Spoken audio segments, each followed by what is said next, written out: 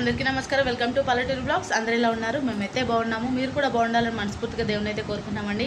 ఈరోజు అయితే వేములవాడకైతే పోతున్నాము. రేపైతే శ్రీరామనవమి కదా, అమ్మనైతే పోదామనేసి అయితే అన్నది. అమ్మ ఎంట్రుకలు కూడా తీయించుకుంటుందట. ఇప్పుడైతే బయలుదేరుతున్నాము. ఈవినింగ్ టైము అమ్మ, నేను, చిన్నోడు అంతే. ఇక కాసేపు అయినాక పోదామంటే అమ్మ చీకటి అవుతుంది అంటుంది. ఇక అందుకే ఇప్పుడైతే బయలుదేరుతాను ఫ్రెండ్స్. ఇక మా చిన్నోడు ఏం చెప్తాను, చపాతీ తింటాడు, పడుకున్నాడు, ఇప్పుడే లేచిండు. మేమేంద్ర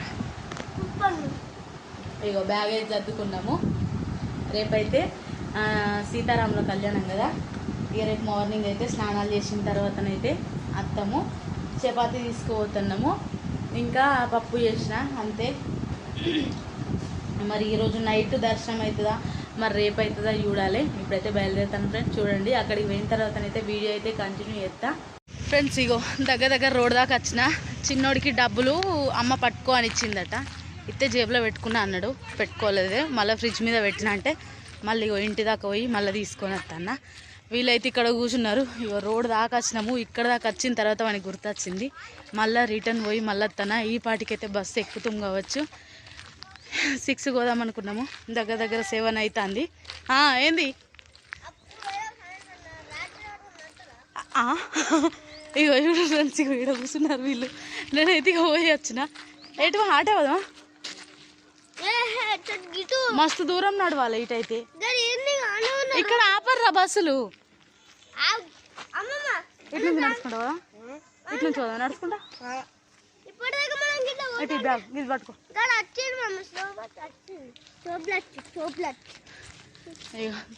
ఇప్పటి వరకు అయితే బస్సు ఎక్కుతాం కావచ్చు కదా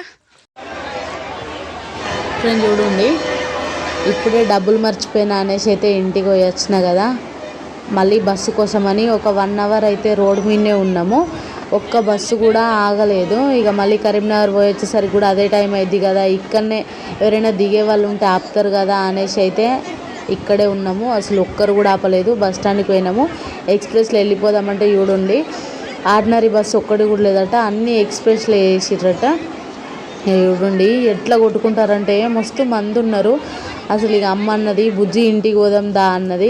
ఇక్కడ దాకా వచ్చి మా అమ్మ మళ్ళీ వెనక్కి పోదామా అనేసి అయితే ఆ బాధకే పోయినాం. చూడరు మస్తు మంది ఉన్నారు. సీటు కూడా దొరకలేదు. బస్సులనైతే ఇగో నిల్చొనే ఉన్నాము. పాపం మా చిన్నోడినైతే ఒకరి మీదనైతే కూర్చోబెట్టిన. ఇగో దిగినాం ఫ్రెండ్స్. మా చిన్నోడు ఎట్లా అయింది చూడండి.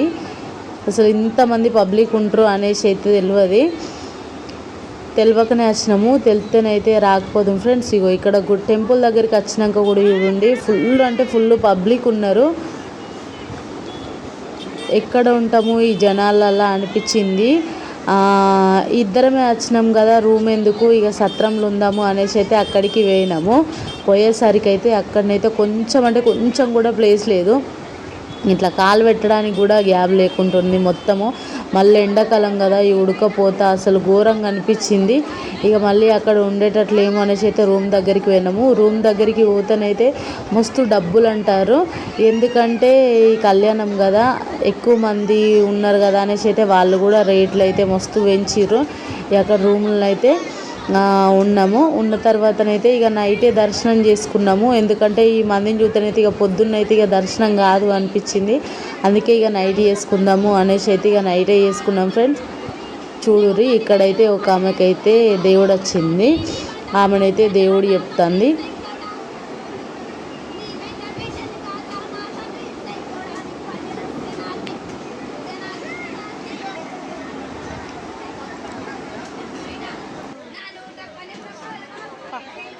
బాటిల్ పట్టుకోండి అదొకటి.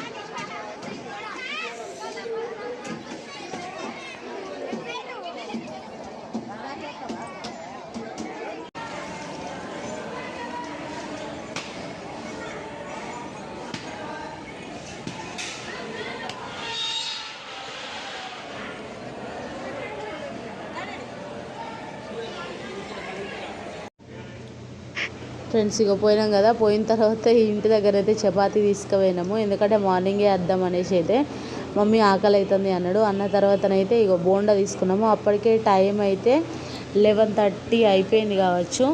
అవి చూడుర్రి వాళ్ళు ఎప్పుడు చేసిర్రో. మా చిన్నోడికైతే అవి రానేత్తలేవు.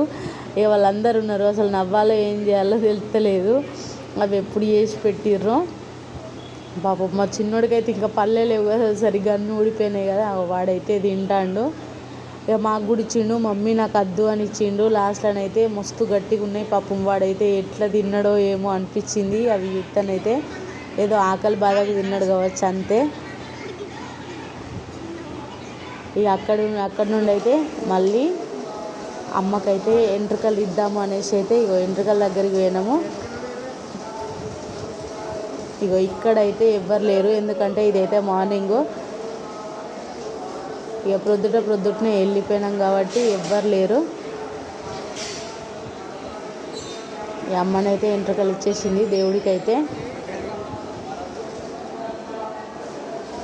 వామ్మో ఘోరం అనిపించింది ఫ్రెండ్స్. ఇగో మస్తు అసలు ఇంకోసారి రావద్దు అనిపించింది, అంత అనిపించింది.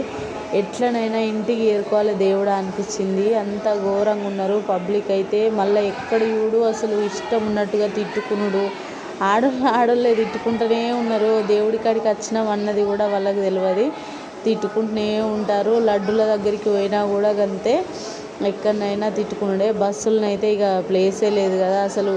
వామ్మో నేనైతే ఫస్ట్ ఎక్కిన సీట్ ఆపుదామనేసి, అమ్మ ఉన్న చిన్నోడైతే వెనుకనే ఉండిపోయారు. వామ్మో వీళ్ళు ఎక్కుతారా లేరా అనేసి అయితే మస్తు భయమైంది. మళ్ళీ రిటర్న్ పోయి దిగుదామంటే కూడా అంత పబ్లిక్ ఉన్నారు, పోయి దిగడానికి కూడా లేదు. వెంటనే అసలు ఆపుతలేరు బస్సులు. నిండిన తర్వాత తీసుకుపోతూనే ఉన్నారు. ఒక 5-6 బస్సులు చూసినాము. ఇక అట్లనే ఫుల్ అయితేనే ఉన్నారు.